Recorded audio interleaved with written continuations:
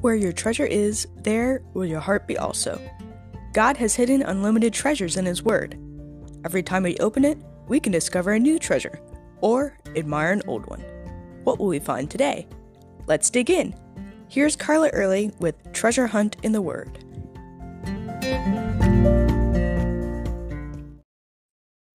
For unto us a child is born, unto us a son is given, and the government shall be upon his shoulder. And his name shall be called Wonderful Counselor, Mighty God, Everlasting Father, Prince of Peace.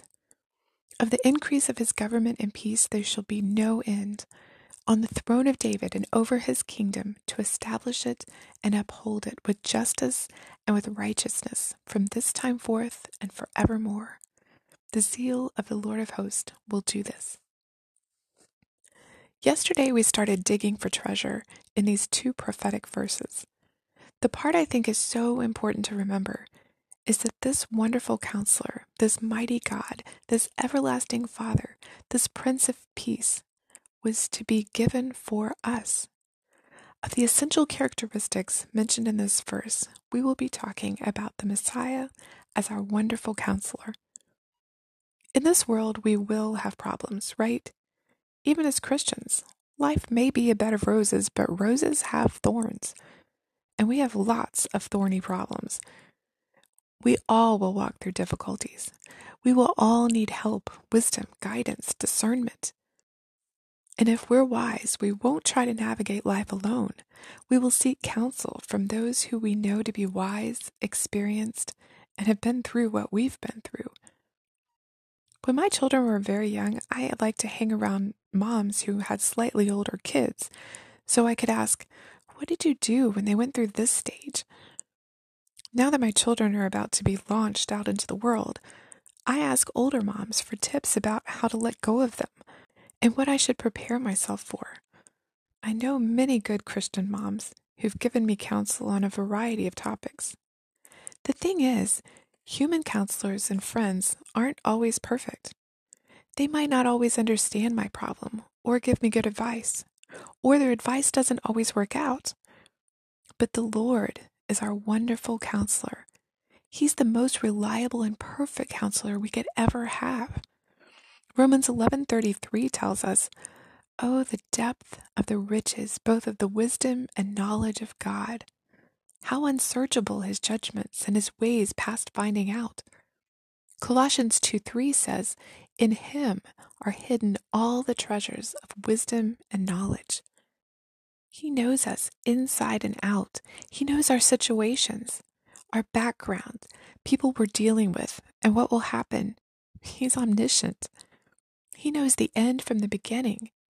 So when we go to him and share what's on our hearts, we know he completely understands.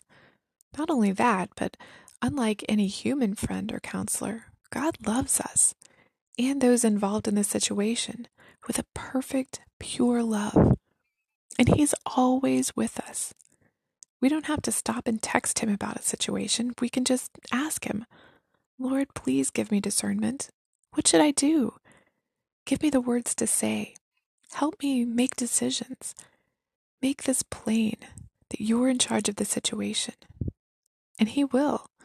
He is Emmanuel, God with us, God in us, leading, guiding, directing our lives, helping us make decisions according to his will.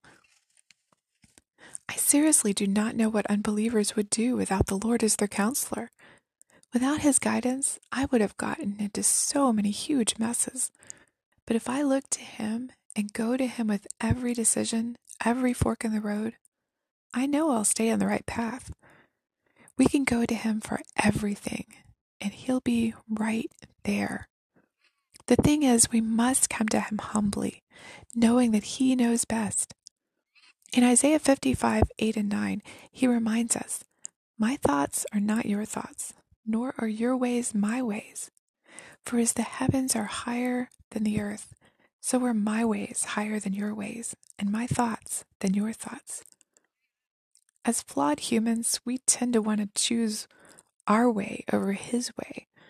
But let me tell you from experience, his way is always better.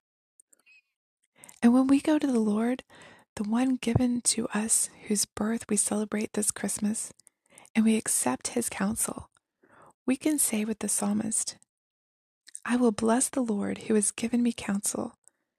My heart also instructs me in the night seasons. I have set the Lord always before me. Because he is at my right hand, I shall not be moved. And my heart is glad and I rejoice. I will rest in hope.